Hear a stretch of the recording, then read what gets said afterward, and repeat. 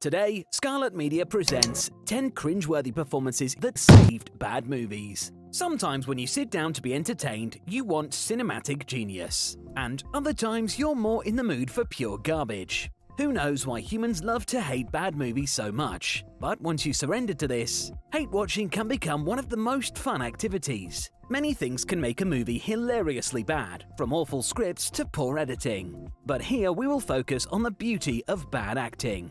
This is a list of acting that's so fun to make fun of, it keeps you coming back for more no matter how bad the rest of the movie may be. Don't forget to emote on the like button if you agree, or overdramatically smash the dislike button if you disagree and don't mind being wrong. Spoilers ahead. Number 10. Faye Dunaway in Mummy Dearest. Kicking it off with an oldie but a goldie, Mummy Dearest is a prime example of how a line in a movie can be so wonderfully awful it can become more famous than the movie itself. Though the heavy-handed script might mostly be at fault, we are honouring Faye Dunaway for her portrayal of evil Joan Crawford. During the infamous scene where Joan Crawford flips out at her sleeping children over their use of wire hangers, Faye Dunaway goes so hard, we're left worrying she'll pass out before the scene is up. She is serving a psychotic break chic, and we are loving it. Perhaps it's so lovable because everyone wants a chance to let loose and trash a bedroom, minus the child abuse of course. Number 9. Kristen Stewart in Twilight.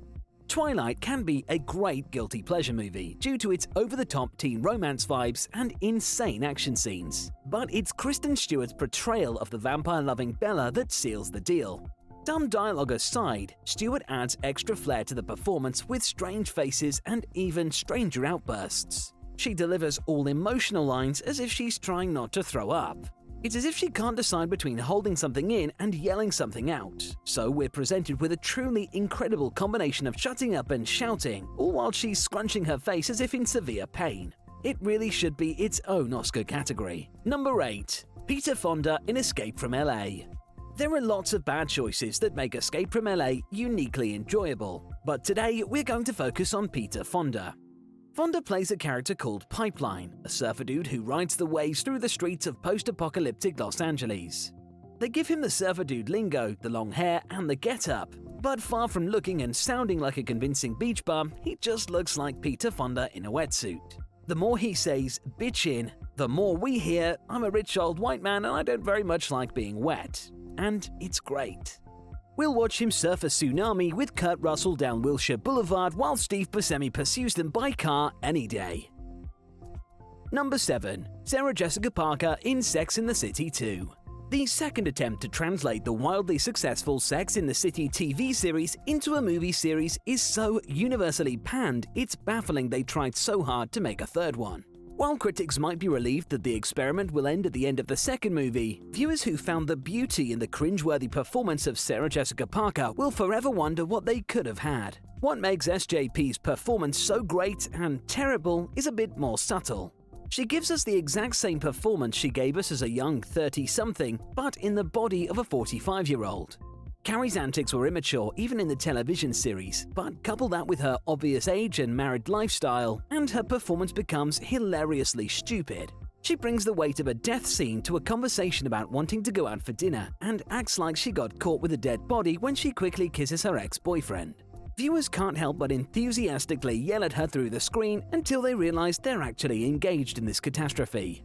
Number 6. Hayden Christensen in Revenge of the Sith. Poor Hayden Christensen has had to take flack for what essentially boils down to horrendous writing.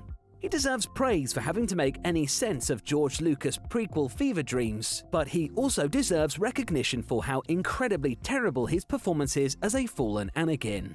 Just as Ewing McGregor finishes an emotional speech about the choices Anakin has made, and the audience starts to think that there's cinematic merit to this movie, Hayden responds by screaming, "I hate you!" the way a bratty toddler might scream from the corner of a room during a timeout. You're about to be Supreme Commander of the Imperial Military. Get it together, man. Number 5. Jackson Rathbone in Breaking Dawn Part 1. Jackson Rathbone has a fairly small role in all of the Twilight movies, but boy does he make use of his screen time. In Breaking Dawn Part 1, Rathbone delivers a line so terribly, he made it onto this list with just one word. In this scene, the Cullen family and Bella are discussing what to do about Bella's paranormal pregnancy, as it's slowly killing her. Some argue to kill the fetus, while others argue that the baby deserves to live. Questions arise as to whether the fetus will even be human and not demonic, and when Rosalie yells, "It's just a little baby," Jackson replies with much intensity, yet somehow no emotion. Passably. The way he says it, you're nearly certain he's doing it for laughs. There are so many different ways one could choose to deliver that line, yet he chose this, and for that, we thank him.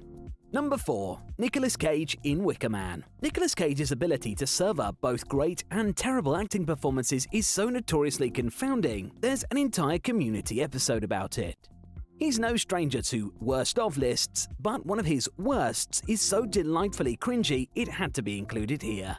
Cage knocks it out of the park with terribleness so consistently in this movie. There are compilations of his most notable deliveries that are so long they could be movies of their own. He basically just repeatedly screams everything from the exact same volume. Like, "How'd it get burned? How'd it get burned? How'd it get burned?" Or, Pete, help us, please help!" To the evergreen, "Oh no, not the bees!" His poor vocal cords. What with the bear suit and absurd delivery of almost every line, it's truly baffling why Wicker Man wasn't just marketed as a comedy. Number 3. Ian McDiarmid in Revenge of the Sith. There's a lot of trash to be talked about the Star Wars prequels, and a lot of trash has been talked. But one of the things that keeps us coming back to Revenge of the Sith is the bizarre performance of legend of both stage and screen, Ian McDiarmid.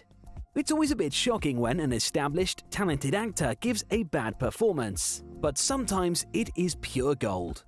Ian's portrayal of Darth Sidious throughout the series is as incredible as you'd expect from such an experienced actor. But there are some moments during Revenge of the Sith where he seemingly forgets he's performing for a camera and not the back rows of Royal Albert Hall. The experience, of course, peaks with the now famous delivery of "No, you will die," where he sounds more like Fat Bastard than the Galactic Emperor. Number 2. Darren Ewing in Troll 2.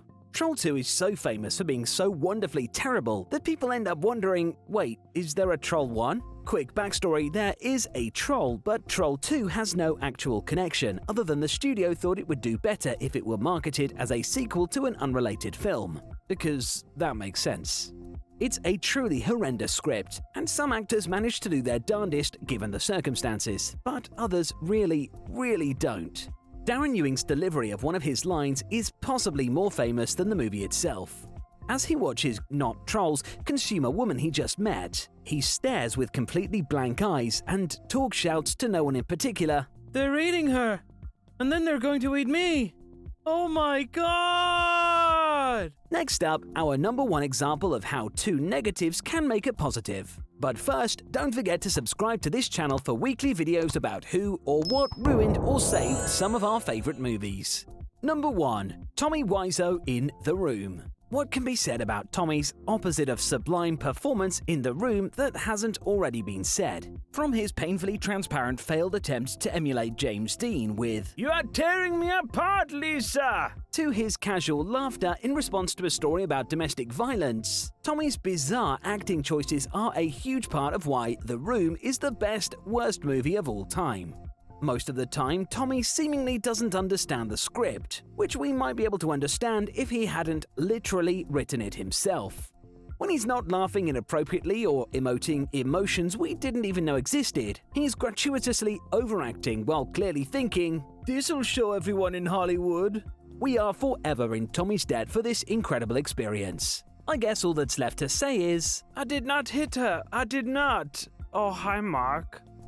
Did we forget anything? What other Tommy-level performances made bad movies worth watching? Are there any good movies that were ruined by single actors hamming it up? Let's discuss in the comments below, and thanks for watching.